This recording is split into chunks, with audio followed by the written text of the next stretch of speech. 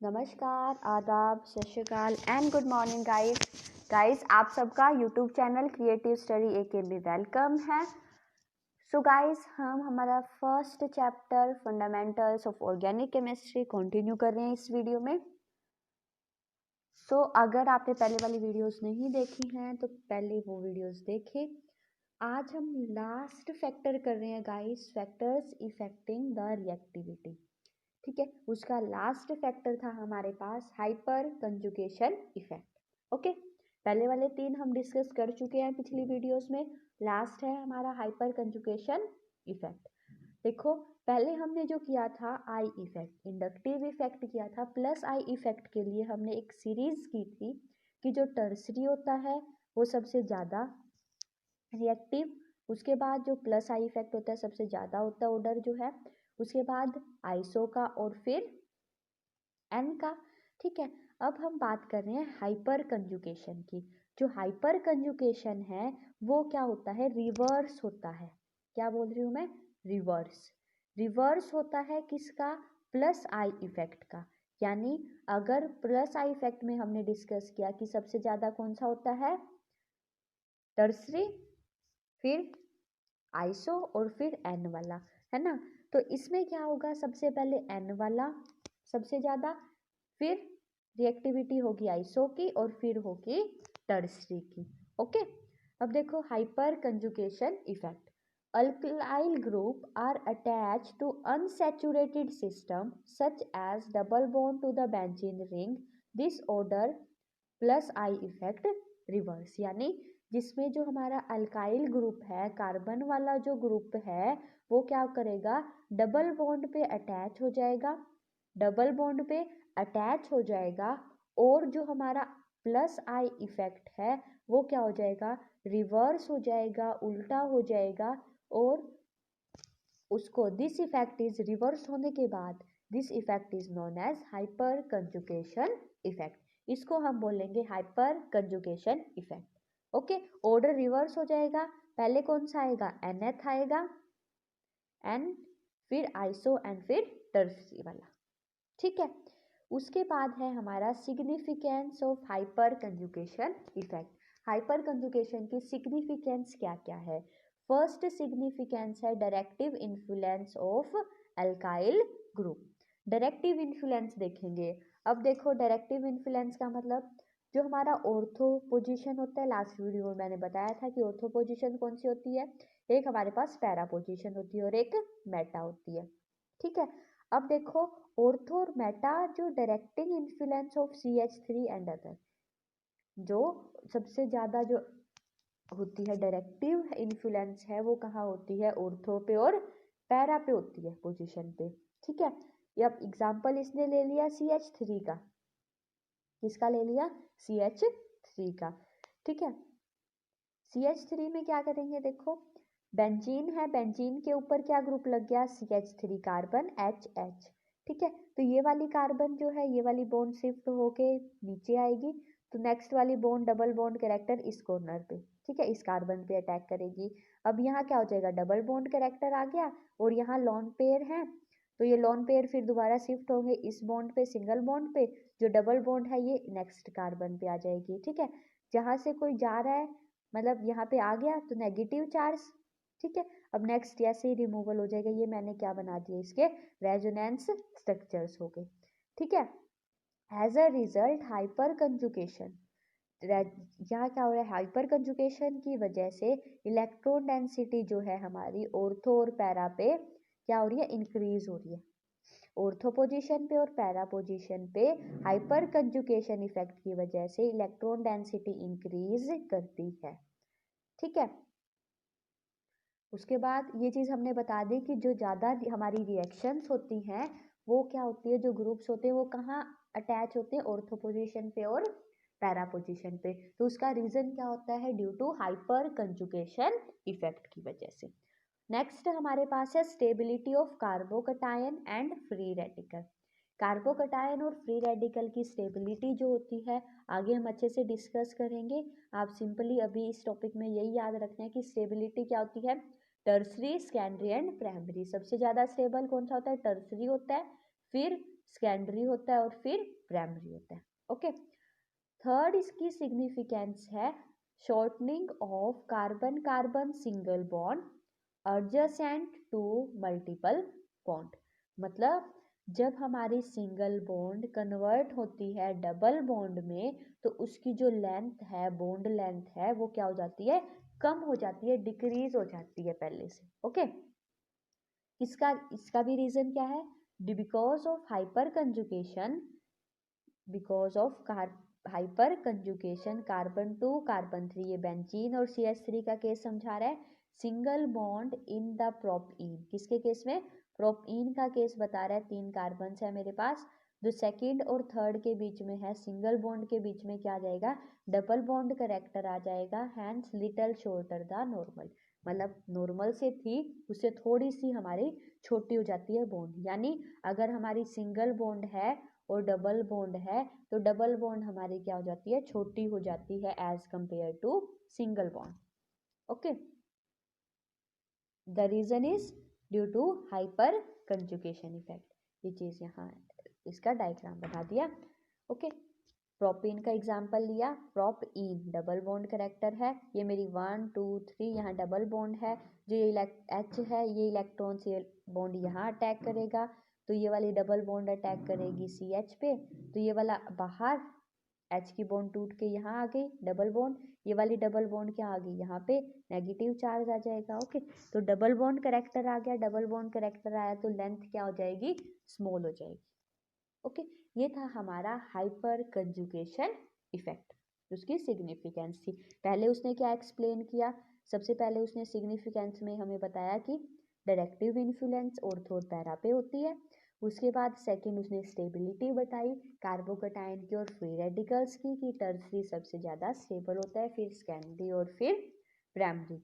उसके बाद हमारे पास है shortening of carbon carbon single bond adjacent to multiple bond. Multiple bond मतलब डबल बॉन्ड और ट्रिपल बॉन्ड। सबसे बड़ी कौन सी होगी, अगर मेरी सिंगल बॉन्ड से डबल बॉन्ड बन रही है तो डबल बॉन्ड की लेंथ क्या हो जाएगी, कम हो जाती है, शॉर्ट हो जाती है एज कंपेयर टू नॉर्मल जो स्टार्टिंग में थी। ओके, उसके बाद नेक्स्ट टॉपिक है गाइस, हमारे यहाँ पे जो 4 फैक्टर थे जो रिएक्टिविटी को इफेक्ट करते हैं वो चारों खत्म हो गए। अब हम करेंगे नेक्स्ट टॉपिक। नेक्स्ट टॉपिक हमारे पास है arrow notation in the organic reactions. देखो, ऑर्गेनिक रिएक्शन जब हम करते हैं अलग अलग एरो बनाते हैं, एक तो मैं ऐसे भी बनाती हूँ, है ना, मतलब ऐसे दोनों साइड। उसके बाद एक ये वाली एरो हम बनाते हैं, इनका मतलब क्या होता है, एक में एक साइड से है, वन हेडेड एरो भी बनाते हैं, तो इनका अब हम पढ़ेंगे कि क्या क्या मतलब है। ठीक है, अब देखो कोई भी ऑर्गेनिक रिएक्शन है, कोई भी ऑर्गेनिक रिएक्शन होती है उसमें क्या होता है, बॉन्ड बनती है टूटती है, यानी जो रिएक्टेंट होता है वो टूट के प्रोडक्ट बनाता है, तो रिएक्टेंट की बॉन्ड टूट के एक नई बॉन्ड बनाती है प्रोडक्ट वाली, है ना। तो इसमें क्या बोल रहा है, ये organic reaction usually involves making and breaking of covalent bond, यानी एक से बॉन्ड टूटती है तो दूसरा नया बनाएगा प्रोडक्ट, तो क्या बनेगी, उसकी बॉन्ड फॉर्मेशन हो जाएगी। ठीक है, movement of pair of electrons is shown by the arrow, मतलब इस एरो से जो मूवमेंट होती है इलेक्ट्रॉन्स की वो ऐसे शो करते हैं, इलेक्ट्रॉन्स की पेयर ऑफ इलेक्ट्रॉन। अगर देखो 2 इलेक्ट्रॉन है मेरे पास, 2 इलेक्ट्रॉन्स की अगर मुझे मूवमेंट दिखानी है तो मैं ये एरो बनाऊंगी ऐसे 2 इलेक्ट्रॉन्स के लिए। ठीक है, the movement of single electron half headed arrow से हम शो करते हैं, जिस अगर मेरे पास एक इलेक्ट्रॉन है, एक इलेक्ट्रॉन की मुझे क्या करनी है, मूवमेंट दिखानी है, तो क्या हो जाएगा, सिंगल हाफ एडेड एरो से हम इसको शो करेंगे।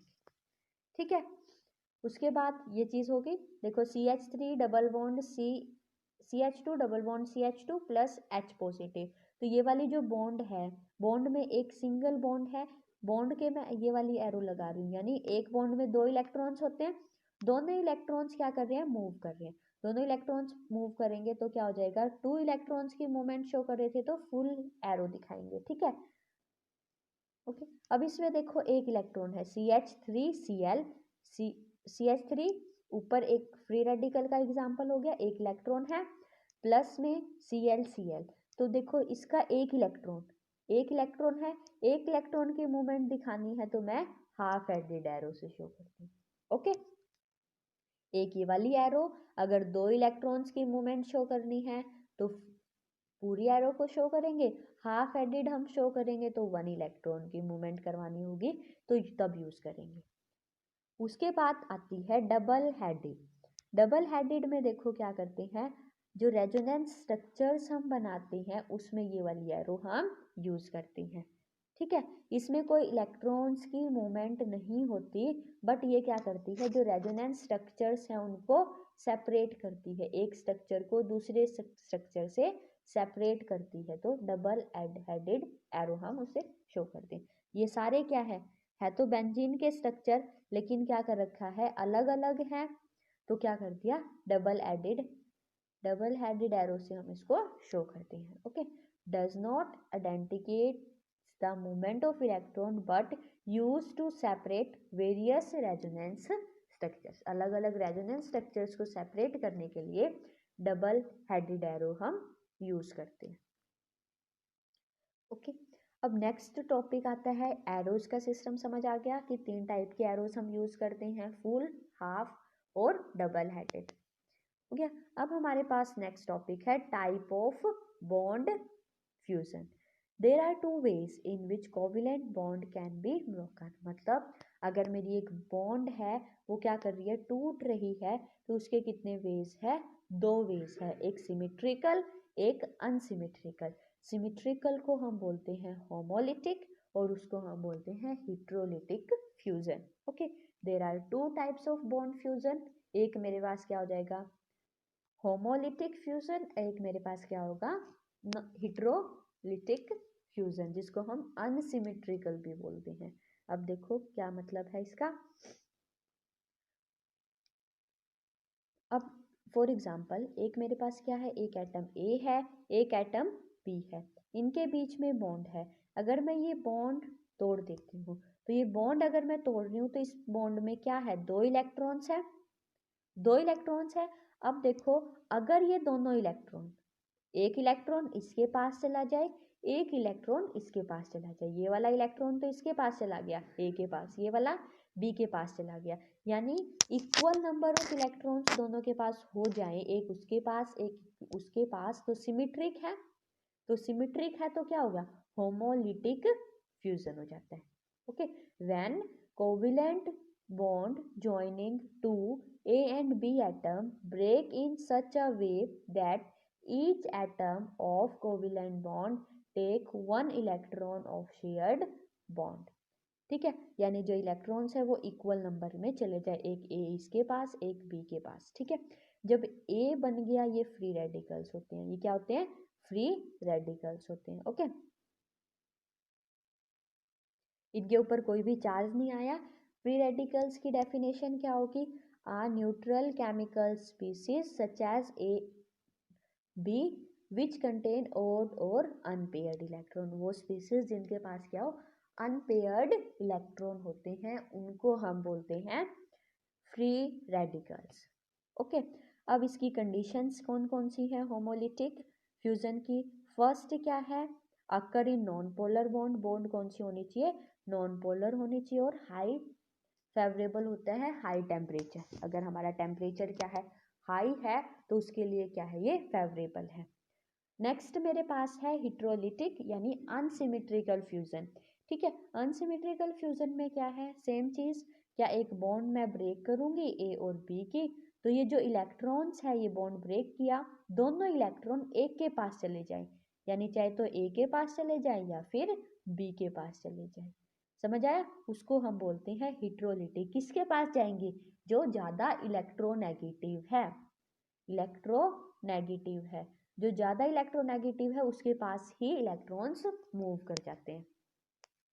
When covalent bond joining the two atoms A and B break in such a way that both electrons were taken away by one atom, यानी एक एटम अगर सारे इलेक्ट्रॉन्स ले ले उसको बोलते हैं अनसिमेट्रिकल। सिमेट्रिकल नहीं हो ना, इक्वल, बराबर की चीज नहीं हुई, एक ने ले लिया, एक कौन लेगा, जिसकी इलेक्ट्रोनेगेटिविटी ज्यादा होती है, वो अपनी तरफ इलेक्ट्रॉन्स को अट्रैक्ट कर लेता है। ओके, एग्जाम्पल ए बी, इसके बीच में 2 इलेक्ट्रॉन्स है, तो ये क्या हो गया, बी ने ले लिए, बी पे नेगेटिव चार्ज आ गया, ए पे क्या आ गया, पॉजिटिव चार्ज आ गया। अब बी ने इलेक्ट्रॉन्स ले लिए, यानी बी क्या है मेरा, ज़्यादा इलेक्ट्रोनेगेटिव है। समझ आया? 2 टाइप के फ्यूजन्स होते हैं, बॉन्ड फ्यूजन होते हैं, एक मेरे पास होमोलिटिक फ्यूजन, एक मेरे पास हेट्रोलिटिक फ्यूजन होता है। होमोलिटिक में क्या होता है, बराबर के इलेक्ट्रॉन्स दोनों शेयर कर लेते हैं, एक एक ले लेते हैं। लेकिन हेट्रो में क्या हो जाता है, एक एटम सारे इलेक्ट्रॉन्स अपनी तरफ अट्रैक्ट कर लेता है, ले लेता है। कंडीशंस क्या होगी, कंडीशंस क्या होगी, हेट्रोलिटिक कंडीशंस की क्या होगी, एक तो नेगेटिव चार्ज होगा, एक पे जैसे कोई ले रहा है, एक ले रहा है तो उस पर नेगेटिव चार्ज होगा, जो दूसरे ने दे दिया उस पर क्या होगा, पॉजिटिव चार्ज होगा कार्बन पे। ठीक है, और क्या होगा, अगर पॉजिटिव चार्ज है उसको हम कटायन बोलते हैं, जिसके पास नेगेटिव चार्ज है उसको हम कार्बो अनायन बोलते हैं। एक कार्बो कटायन बोलते हैं, एक कार्बो अनायन बोलते हैं। ओके, नेक्स्ट टर्म आती है हमारे पास, 2 टर्म्स आती है, रिएजेंट एंड सबस्ट्रेट। रिएजेंट क्या होता है और सबस्ट्रेट क्या होता है। रिएजेंट क्या है, a more reactive reactant is called reagent. जो ज़्यादा रिएक्टिव होता है, वो ज़्यादा रिएक्टिव होता है उसको रिएजेंट बोलते हैं, और जो लेस रिएक्टिव होता है उसको हम सबस्ट्रेट बोलते हैं। अब कोई भी रिएक्शन अगर हम करवाते हैं तो उसमें हम क्या लेके आते हैं, रिएजेंट्स लेके आते हैं। रिएजेंट्स क्या होते हैं, ज़्यादा रिएक्टिव होते हैं, हमारी रिएक्शन को फास्ट करवाते हैं, है ना। और दूसरे जो रिएक्टेंट नॉर्मली जो इनिशियली हमारे पास प्रेजेंट होते हैं उसको हम रिएक्टेंट ही बोलते हैं, उसको हम सबस्ट्रेट भी बोल सकते हैं। ओके, अब एग्जांपल ले लिया कि CH2 double bond CH2 double bond CH2, मैंने इसमें क्या डाल दिया, प्लस Br2, तो क्या हो गया, Br CH2 यहाँ जो इथीन है ना, इथीन ये तो सबस्ट्रेट है, लेस रिएक्टिव है। जो हैलोजन Br है वो क्या है, ज़्यादा रिएक्टिव है, उसको हम क्या बोलेंगे, रिएजेंट बोलेंगे। यानी आपको सिंपल याद रखना है, a more reactive reactant is called reagent, the less reactive reactant is called substrate. Okay, अब टाइप ऑफ रिएजेंट्स आते हैं हमारे पास, टाइप्स ऑफ रिएजेंट्स। रिएजेंट्स के टाइप में अगर मैं बात करूं तो कितने टाइप्स के होते हैं, 3 टाइप के। ठीक है, एक हमारे पास न्यूक्लियोफाइल होता है, एक हमारे पास इलेक्ट्रोफाइल होता है। न्यूक्लियोफाइल होता है और इलेक्ट्रोफाइल होता है, 2 टाइप के हो गए। इलेक्ट्रोफाइल कौन से होते हैं, इलेक्ट्रोफाइल हमारे पास होते हैं इलेक्ट्रॉन लविंग केमिकल स्पीसीज, जो इलेक्ट्रॉन से प्यार करते हैं। इलेक्ट्रॉन्स लविंग केमिकल स्पीसीज को हम बोलते हैं इलेक्ट्रोफाइल्स। इलेक्ट्रॉन लविंग है मतलब इलेक्ट्रॉन्स की कमी है उनके पास, इलेक्ट्रॉन्स की क्या है, कमी है। इलेक्ट्रॉन्स डेफिशिएंट एटम्स जो होते हैं वो क्या होते हैं, इलेक्ट्रोफाइल्स होते हैं, उनको इलेक्ट्रॉन्स की ज़रूरत होती है। ठीक है, इलेक्ट्रॉन्स की ज़रूरत है, तो इलेक्ट्रॉन्स के इलेक्ट्रोफाइल्स क्या हो जाएंगे, 2 टाइप के हो जाएंगे। Electron loving chemical species. Okay, electron is due to presence of an electron deficient atom. ठीक है, वो इलेक्ट्रॉन्स से प्यार क्यों करते हैं, क्योंकि उन्हें उनकी ज़रूरत है, उनके पास इलेक्ट्रॉन्स की क्या होती है, कमी होती है। इलेक्ट्रॉन्स के टाइप में क्या करेंगे, इलेक्ट्रॉन्स के 2 टाइप होंगे, एक तो हमारे पास पॉजिटिव इलेक्ट्रोफाइल्स होंगे और एक हमारे पास न्यूट्रल इलेक्ट्रोफाइल्स होंगे। पॉजिटिव इलेक्ट्रोफाइल्स मतलब electrophiles in which electron deficient group carry positive charge, जिसको कमी है उस एटम को, उसके ऊपर क्या होगा, पॉजिटिव चार्ज होगा, यानी H पॉजिटिव हो गया, H3O positive, Cl positive, Br positive, NO2 positive. जिनको इलेक्ट्रॉन्स की कमी हो और उनके ऊपर चार्ज कौन सा होगा, पॉजिटिव चार्ज होगा, उनको हम बोलते हैं पॉजिटिव इलेक्ट्रोफाइल्स। न्यूट्रल क्या होंगे, न्यूट्रल में क्या होता है, वो स्पीसीज जो इलेक्ट्रॉन डेफिशिएंट तो हैं, इलेक्ट्रॉन डेफिशिएंट तो हैं लेकिन उनके ऊपर कोई भी चार्ज नहीं होता, जैसे फ्री रेडिकल्स जो होते हैं उनके ऊपर कोई भी चार्ज नहीं होता। ठीक है, BF3 हो जाएगा, कार्बन के ऊपर एक लॉन पेयर और X2। ठीक है, ये हमारे पास किसके एग्जांपल्स हैं, न्यूट्रल इलेक्ट्रोफाइल्स के। ओके, नेक्स्ट है हमारे पास टॉपिक न्यूक्लियोफाइल्स। न्यूक्लियोफाइल्स मतलब इलेक्ट्रॉन हेटिंग बोल सकते हो या फिर nucleus loving chemical species. Electron hating, electrons की ज़रूरत नहीं होती। अब इलेक्ट्रॉन की ज़रूरत नहीं है मतलब उनके पास क्या है, इलेक्ट्रॉन्स फुल है। इलेक्ट्रॉन्स उनके पास क्या होते हैं, एक्स्ट्रा होते हैं। उनके पास अनपेयर्ड इलेक्ट्रॉन्स होते हैं जो डोनेट करते हैं दूसरों को, ठीक है। Nucleus loving chemical species nucleophiles, या फिर हम बोल सकते हैं इलेक्ट्रॉन्स हेटिंग स्पीसीज, इलेक्ट्रॉन्स को हेट करने वाले, ठीक है। अब ये दो टाइप के होते हैं, एक तो न्यूट्रल होता है, एक मेरे पास नेगेटिव न्यूक्लियोफाइल होता है। नेगेटिव न्यूक्लियोफाइल क्या होगा, जिसके पास लोन पेयर होंगे और नेगेटिव चार्ज होगा, Cr negative, Br negative, I negative, ठीक है। और न्यूट्रल में क्या हो जाएगा, उनके पास शेयर अनशेयर्ड पेयर तो हैं और उनके ऊपर चार्ज भी नहीं होता, जैसे H2O है, O के पास लोन पेयर होते हैं, NH3 है, N के पास लोन पेयर होते हैं, ठीक है। ये हमारे पास क्या होंगे, न्यूक्लियोफाइल्स हो जाएंगे। ओके, उसके बाद मेरे पास नेक्स्ट है difference between electrophile and nucleophile. Electrophiles कौन से हैं, इलेक्ट्रॉन डेफिशिएंट इलेक्ट्रोफाइल जिसको इलेक्ट्रॉन्स की कमी है। न्यूक्लियोफाइल कौन से हो जाएंगे, इलेक्ट्रॉन रिच स्पीसीज हो जाएंगे। ये क्या करेंगे, accept electron from the substrate, electrons को लेंगे, ये क्या करेंगे, डोनेट करेंगे इलेक्ट्रॉन सबस्ट्रेट को। जो लेता है उसको लेविस एसिड होता है, जो इलेक्ट्रॉन्स डोनेट करता है उसको हम लेविस बेस बोलते हैं, ठीक है। टाइप इसके न्यूट्रल होंगे या फिर पॉजिटिव चार्ज केमिकल स्पीसीज होंगे। न्यूक्लियोफाइल्स में क्या हो जाएगा, न्यूट्रल या फिर नेगेटिवली चार्ज स्पीसीज होगी, ओके, नेगेटिव और न्यूट्रल। इलेक्ट्रोफाइल्स में पॉजिटिव और न्यूट्रल। ये था difference between electrophiles and nucleophiles. So guys, इस वीडियो में आज हम इतना ही करेंगे। For next video stay tuned on the channel. Thanks for watching this video.